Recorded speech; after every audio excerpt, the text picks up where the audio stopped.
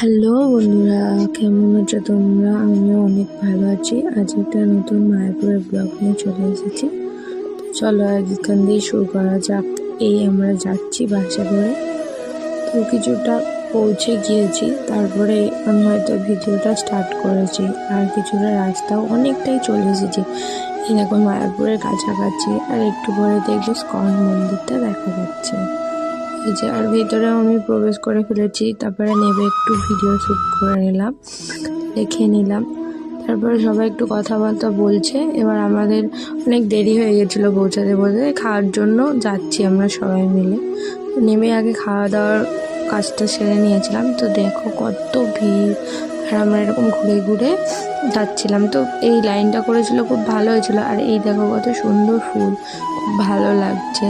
আর তারপরেই খাওয়া দাওয়ার পরে এই দেখো আমরা একটু ঘুরতে চলে এসেছি পেছনের দিকে। তো